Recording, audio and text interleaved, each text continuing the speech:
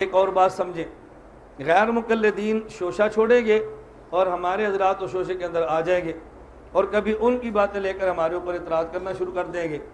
غیر مقلد کیا شوشہ چھوڑیں گے اور ہمارے حضرات اس کو قبول کیسے کریں گے؟ غیر مقلد بھی رفع الیدین کرتا ہے اور مکہ اور مدینہ والا بھی رفع الیدین کرتا ہے۔ غیر مقلدین بھی رفع الیدین کرتے ہیں، حضرت امام شافعی رحمۃ اللہ علیہ بھی رفع الیدین کرتے ہیں۔ اب لوگ ہم سے پوچھتے ہیں اگر رفع الیدین کرنا غلط ہے تو پھر امام شافعی کا بھی غلط ہو، مکہ اور مدینہ والوں کا بھی غلط ہو، ان کے پیچھے نماز نہیں پڑھنی چاہیے، اور اگر رفع الیدین کرنا ٹھیک ہے تو پھر غیر مقلدین کا بھی ٹھیک ہونا چاہیے۔ ہم کہتے ہیں غیر مقلدین کا رفع الیدین باطل ہے اور امام شافعی کا رفع الیدین حق ہے۔ غیر مقلدین کا مکروہ تحریمی ہے، ان کا رفع الیدین سنت ہے، ان کا رفع الیدین قابل قبول ہے، ان کا رفع الیدین قابل قبول ہے۔ غیر مقلد رفع الیدین کرے تو نماز میں خدشہ کے ساتھ نہ ہو، اور امام شافعی اس کو مقلد کرے، ہمیں پورا یقین ہے کہ وہ نماز ہو جائے گی۔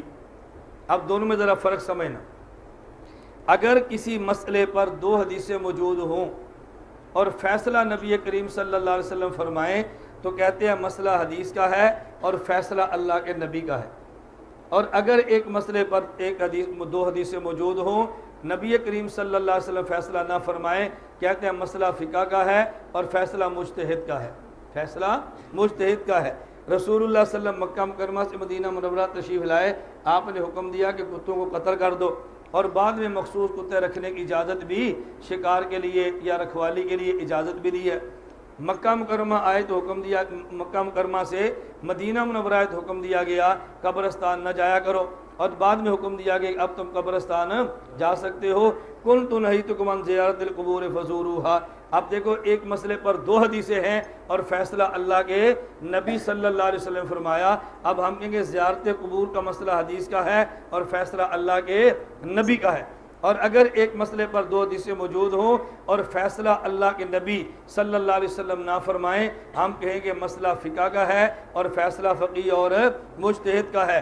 رسول اللہ صلی اللہ علیہ وسلم نے نماز میں آمین اونچی آواز سے بھی فرمائی ہے اور آمین آہستہ بھی فرمائی ہے، لیکن یہ فیصلہ نہیں فرمایا کہ میں پہلے آمین جہرن کہتا تھا اب میں نے چھوڑ دی ہے تم جہرن نہ کہنا، یا میں پہلے سرن کہتا تھا اب میں نے چھوڑ دی ہے اب تم سرن نہ کہنا۔ فیصلہ نہیں فرمایا، فیصلہ بعد کے مجتہدین نے فرمایا۔ حضرت امام اعظم ابو حنیفہ رحمۃ اللہ علیہ نے دلائل کی روشنی میں آمین بالسر کو ترجیح دی ہے، حضرت امام احمد بن حنبل رحمۃ اللہ علیہ نے دلائل کی روشنی میں آمین بالجہر کو ترجیح دی ہے۔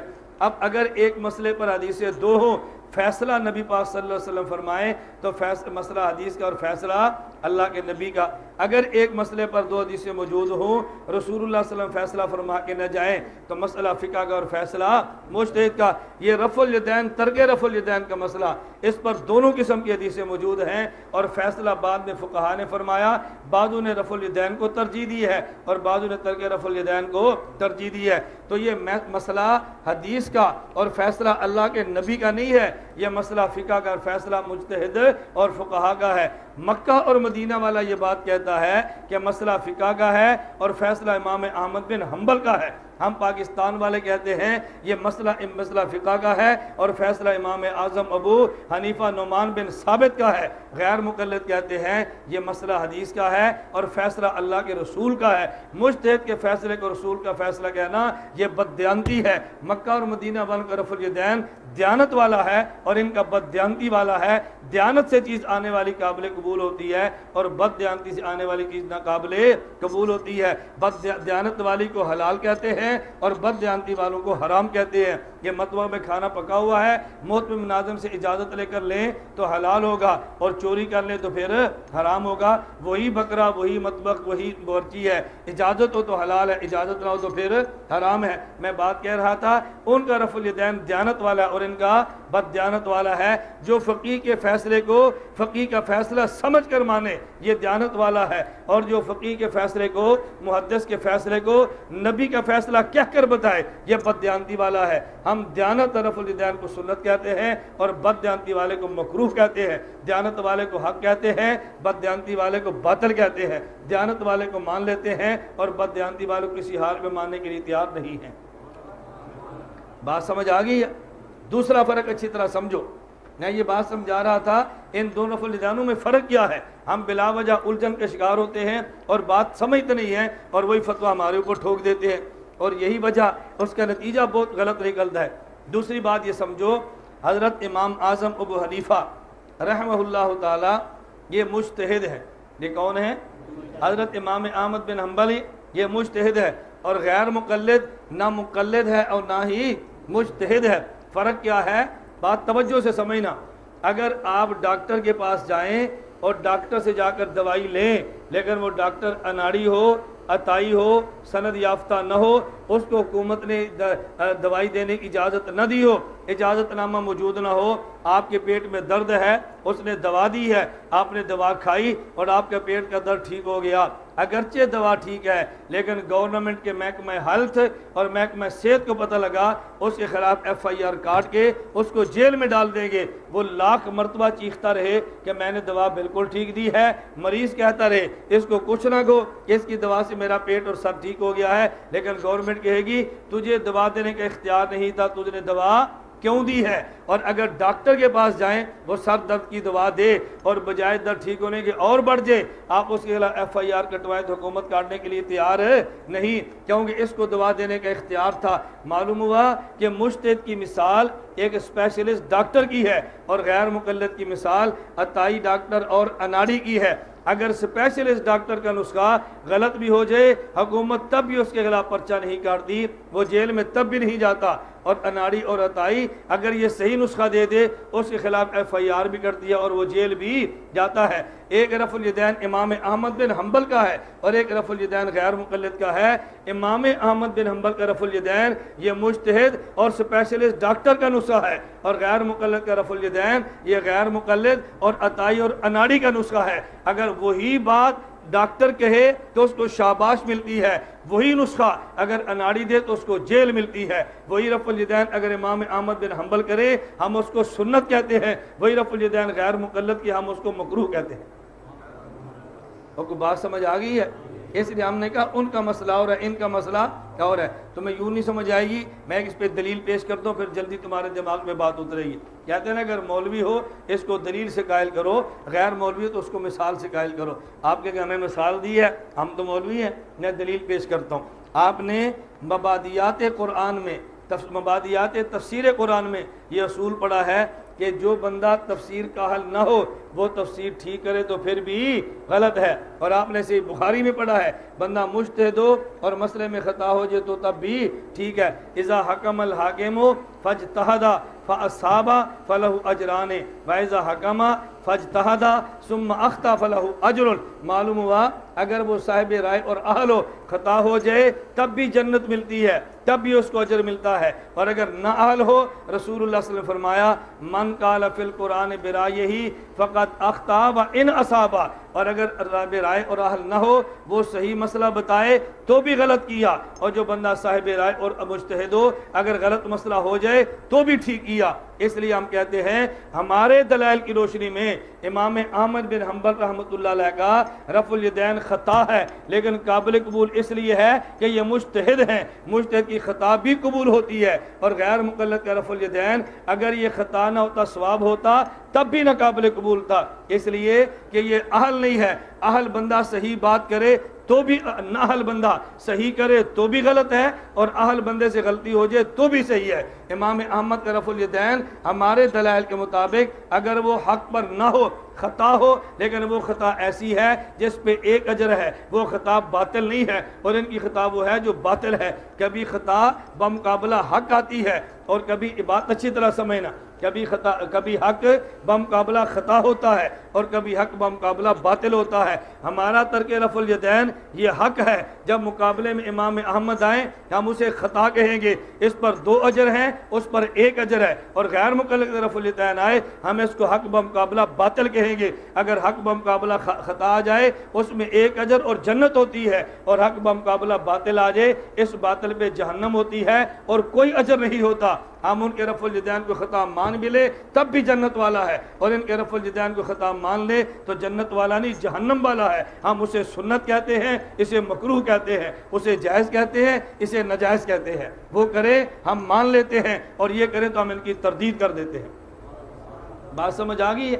اچھا یہی وجہ ہے، اللہ کرے تمہیں یہ میری بات سمجھ آ جائے اور آپ یہ بات دوسروں کو سمجھا سکے، یہی وجہ ہے آپ مکہ اور مدینہ چلے جائیں، بات توجہ سمجھنا، بحمداللہ تعالیٰ میں ہر سال میں اللہ توفیق دے تو 2 بار 1 بار چلے ہی جاتا ہوں، اللہ آپ کو بھی لے جائے، آپ جائیں، مکہ اور مدینہ والا کبھی آپ کو چیلنج نہیں دے گا ترک رفع الیدین پر، وہ کبھی نہیں کہے گا تو رفع الیدین نہیں کرتا تیری نماز نہیں ہوتی، اور غیر مقلد کا اللہ تلاللہ قسم کا غیر مقلد ہو وہ بھی کہے گا تیری کا ابو حنیفہ کی بھی نماز نہیں ہوتی، تمہارے پاس حدیثیں نہیں ہے اور تمہارے موقع بالکل حدیثوں سے خالی ہے۔ بھئی سوال یہ ہے امام احمد بن حنبل اور مکہ اور مدینہ والا وہ ہماری نماز قبول کرتا ہے، ہمیں چیلنج نہیں دیتا، اور یہ نماز قبول نہیں کرتا، ہمیں چیلنج بازیاں کرتا ہے، اس کا مطلب یہ ہے کہ مکہ اور مدینہ والا سمجھتا ہے اس کا مسئلہ مجتہد امام احمد بن حنبل کا ہے، اگرچہ اس کو درست سمجھتا ہے لیکن خطا کا احتمال بھی رکھتا ہے،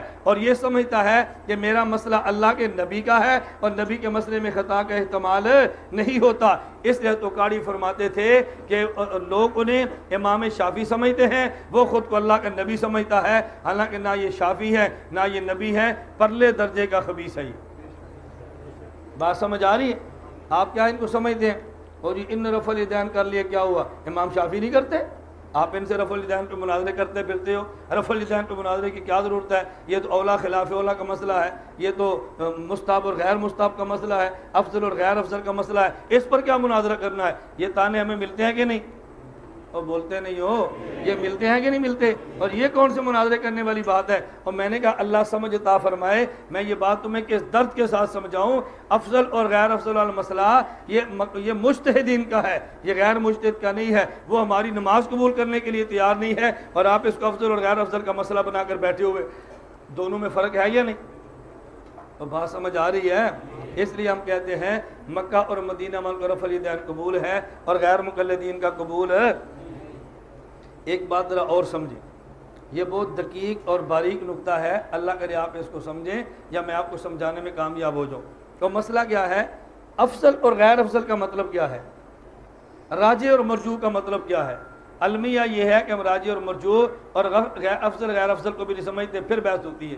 اچھا مجھے بتائیں ہمارے ائمہ مجتہدین کا باہمی اختلافات یہ راجح اور مرجوح کا ہے یا جائز اور ناجائز کا ہے؟ جی بھائی جائز اور ناجائز کہیں گے تو جائز والا جنتی ہے، ناجائز والا جہنمی ہے، ہم دوسرے مجتہد یا اس کے مقلدین کو جہنمی کہتے ہیں؟ اگر اختلاف حلال اور حرام کا ہو، حلال والا جنتی ہے، حرام والا جہنمی ہے، ہم دوسرے مجتہدین ان کے مقلدین کو ہم الیاذ باللہ جہنمی کہتے ہیں؟ بات اچھی طرح سمجھو۔ اب مجھے بتاؤ، میں آپ سے 2 مسئلے پوچھتا ہوں، فیصلے آپ کرو، میں فیصلہ کروں گا تو آپ نے کہنا مفتی نہیں ہے اور فتوے دیتا پھرتا ہے، ہم فتویٰ آپ سے لے لیتے ہیں، آپ اپنے بارے میں جو چاہے رائے قائم کر لینا۔ اگر جسم کے کسی ایسے حصے سے خون نکلے، جسم کے خون نکلے اور ایسے حصے کی طرف بہہ پڑے جس کا وضو یا غسل میں دھونا ضروری ہو، ایسے خون کا نکل جانا خروج دم یہ ناقض وضو ہے یا نہیں؟ کن کے ہاں؟ احناف کے ہاں اور امام شافعی کے ہاں۔ اب اس کا مطلب یہ ہے اگر خون نکل گیا، امام ابو حنیفہ رحمۃ اللہ علیہ کا وضو ٹوٹ گیا اور امام شافعی کا وضو نہیں ٹوٹا، یہ اولا خلاف اولا یا طہارت اور نجاست کا مسئلہ ہے؟ جی بتاؤ نا، اولا خلاف اولا طہارت یا نجاست کا؟ اب مجھے بتاؤ ایک بندہ نماز نہ پڑھے یا اس کی نماز نہ ہو، وہ جنت میں جاتا ہے جہنم میں جاتا ہے؟ تو جب ایک آدمی کا خون نکلا ہے، وضو ٹوٹ گیا ہے اور پھر بھی اسی طرح نماز پڑھتا ہے، اس کی نماز ہو جائے گی؟ بولتے جاؤ نا۔ تو جب نہیں ہوگی پھر جنتی ہے جہنمی ہے؟ آپ لگاؤ امام شافعی پہ فتویٰ، لگاؤ فتویٰ پہ، آپ نہیں لگا رہے نا۔ تو جب نماز نہیں ہوئی، اب مجھے بتاؤ ایک آدمی کا عقیدہ ٹھیک نہیں، نماز نہ ہو، وہ جنت میں جائے گا؟ بولو نا۔ ایک آدمی نماز پڑھ رہا تھا، ہوا نکل گئی، وضو ٹوٹ گیا نا، اب بھی نماز پڑھے، جنت میں جائے گا؟ اللہ اپنے فضل سے شامل کرے الگ بات ہے، میں قانون کی بات کرتا ہوں۔ اچھا ہوا نکلی اور وضو ٹوٹ گیا، اور پانی اگر خون نکلا تو وضو ٹوٹا کہ نہیں؟ ٹوٹ گیا۔ اچھا یہ بتائیں اگر آپ کا حنفی بیچارہ اس کا وضو ٹوٹ جائے، اس کی نماز تو نہیں ہوتی، اور امام شافعی کا اگر مقلد اس کا وضو ٹوٹ جائے، اس کی نماز کیسے ہوتی ہے؟ کہو نا پھر اس کی بھی نہیں ہوتی، یہ دونوں جہنمی ہے، جنتی ہے ہی نہیں۔ آپ یہ فتویٰ دے سکتے ہو؟ پھر اپنی علمی سطح پہ غور کرو، کتنی جلدی ہم فتوے پیش کر دیتے ہیں، یہ افضل غیر افضل کا مسئلہ ہے۔ آپ افضل غیر افضل کو نہیں سمجھتے؟ افضل غیر افضل کا مطلب کیا ہے؟ اس بات کو میں یہ روکتا ہوں یا سمجھا دوں؟ نہیں، اگر آپ سمجھے تو ابھی سمجھا دوں، نہیں تو اس کو بعد میں چھیڑ دوں۔ افضل غیر افضل کا مطلب کیا ہے؟ اس کو آپ چٹ پہ لکھ لیں، چلیں سن لیں، بات ختم کرتے ہیں، یہ رہ نہ جائے درمیان میں، باقی چٹیں پھر کر لیں گے، میں چٹیں آپ کے ساتھ لے کر آیا ہوں، باقی سمجھ لو مسئلہ۔ افضل اور غیر افضل اور راجح اور مرجوح کا مطلب کیا ہے؟ راجح اور مرجوح کا مطلب یہ ہے ایک چیز ایک امام کیا حرام ہے، دوسرے کیا حلال ہے، توجہ رکھنا۔ اب راجح مرجوح ہوگا، یہ حرام حلال بھی ہے، راجح مرجوح بھی۔ کیا مطلب؟ ہم کہیں گے ہمارے دلائل اس بات کو ترجیح دیتے ہیں کہ حلال ہیں، ان کے دلائل اس بات کو ترجیح دیتے ہیں کہ حرام ہے، یہ ہے راجح مرجوح۔ ہمارے دلائل اس بات کو ترجیح دیتے ہیں کہ وضو ٹوٹ گیا، ان کے دلائل اس بات کو ترجیح دیتے ہیں کہ وضو نہیں ٹوٹا۔ لڑکی بالغ ہو اور والدین کی اجازت کے بغیر نکاح کر لے، ہمارے ہاں نکاح ہو جائے گا، امام شافعی کیا نہیں ہوگا۔ اب بتاؤ حلال حرام کا مسئلہ ہے کہ نہیں؟ بولا تو کرو، حلال حرام کا مسئلہ ہے نا۔ اب حلال حرام بھی ہے، راجح مرجوح بھی ہے۔ اس کا مطلب یہ ہے ہمارے دلائل کہتے ہیں اس کا نکاح ہو گیا، امام شافعی کے دلائل کہتے ہیں نکاح نہیں ہو گیا۔ ہم اپنے دلائل کی بنیاد پہ نکاح ہونے کو ترجیح دیں گے، وہ اپنے دلائل کی بنیاد پہ نکاح نہ ہونے کو ترجیح دیں گے۔ راجح مرجوح کا مسئلہ یہ نہیں ہے کہ جائز ناجائز نہیں ہوتا، راجح مرجوح کا مسئلہ یہ نہیں ہے کہ سنت اور مکروہ نہیں ہوتا، راجح مرجوح کا مسئلہ یہ نہیں ہے کہ حلال اور حرام کا، جائز اور ناجائز کا، طاہر اور طہارت اور نجاست کا مسئلہ نہیں ہوتا۔ ہم سمجھتے ہیں کہ چونکہ راجح مرجوح ہے مکروہ کیسے کہیں؟ اور عجیب بات یہ ہے ہم مولویوں کی سوئی اڑی ہوئی ہے صرف رفع الیدین کے مسئلے پہ، اور جب امام شافعی سنت کہتے ہیں آپ کیسے مکروہ کہہ سکتے ہیں؟ لو یہ تو راجح مرجوح کا مسئلہ ہے۔ جب امام شافعی سنت کہتے ہیں آپ کیسے اس کو مکروہ کہہ سکتے ہیں؟ اب میں پوچھتا ہوں جب امام شافعی کہتے ہیں نکاح نہیں ہوتا، آپ کیسے کہہ سکتے ہو جاتا ہے؟ جی امام شافعی جب کہتے ہیں وضو نہیں ٹوٹتا، آپ کیسے کہہ سکتے ہیں ٹوٹ گیا؟ مثالیں سمجھ آ رہی ہیں؟ ساری بحثیں ختم کریں گے، ایک رفع الیدین پہ سوئی اڑی ہے۔ جب امام شافعی رحمہ اللہ فرماتے ہیں سنت ہے تو تم کون ہوتے ہو مکروہ کہنے والے؟ بھائی وہ اس بات کو ترجیح دیں گے سنت ہے، ہم اس بات کو ترجیح دیں گے مکروہ ہے، تو سنت اور مکروہ بھی ہوگا اور راجح اور مرجوح بھی ہوگا، نجس اور طاہر کے اختلاف بھی ہوگا اور راجح اور مرجوح بھی ہوگا، حلال اور حرام کے اختلاف بھی ہوگا اور راجح اور مرجوح بھی ہوگا۔ اب بات سمجھ آ رہی ہے؟ اس لیے اتنی جلدی راجح مرجوح کا مطلب نہ سمجھنے کی وجہ سے ایک رفع الیدین پہ فتویٰ نہ جڑ دیا کرو، پھر باقی مقامات فتوے دے دیا کرو۔ جب ہم کہتے ہیں نا رفع الیدین کرنا مکروہ تحریمی ہے، اس کا مطلب یہ کہ نماز نہیں ہوئی تو پھر وہ جہنم میں جائیں گے، ہم کہتے ہیں جی جائیں گے، اچھا پھر امام شافعی بھی جائیں گے، ہم کہتے ہیں نہیں جائیں گے، اچھا یہ جائیں گے تو وہ کیوں نہیں جائیں گے؟ اچھا ہم آپ سے بات پوچھتے ہیں کہ وضو ٹوٹ جائے اور بندہ نماز پڑھے تو یہ جہنمی ہے جنتی ہے؟ بولو نا۔ اور خون نکلنے سے وضو ٹوٹتا ہے نا تو پھر شفاف جہنمی ہے جنتی ہیں، اب آپ جہنمی کہنے کے لیے تیار نہیں ہیں۔ یعنی باقی مسائل ہیں تو آپ کی رائے اور ہے، اور رفع الیدین ہے تو آپ کی رائے اور ہے۔ یہ اغیار کے پروپوگنڈے کی دلیل ہے۔ اس نے اتنی محنت کی ہے، اپنے مسائل پہ دلائل بھی دے رہا ہے، مناظرے کے چیلنج بھی کر رہا ہے، تمہارے اہل سنت کو بد عقیدہ بھی کر رہا ہے، اور جو بندہ آپ کی طرف سے جواب دے گا اس کو روکنے کے راستے بھی بتا رہا ہے، اور آپ ان کی حوصلہ افزائی کرتے ہوئے ہمارے راستے روکیں گے۔ یہ کون سے مناظرے کا مسئلہ ہے؟ یہ کون سا بحث کرنے کا مسئلہ ہے؟ یعنی درسگاہ میں کر لیں تو ٹھیک ہے، غیر مقلد سے کریں تو غلط ہے؟ نہیں بات سمجھے؟ مجتہد کے خلاف دلیل دے لیں تو ٹھیک ہے، اور غیر مقلد کے خلاف دلیل دیں تو غلط ہے۔ ہم اپنے درسگاہوں میں دلائل دیتے ہیں کہ نہیں دیتے ہیں نا؟ وہ ٹھیک ہے، اور ہم باطل کے خلاف دیں تو بالکل غلط ہے۔ اللہ میں بات سمجھنے کی توفیق عطا فرمائے۔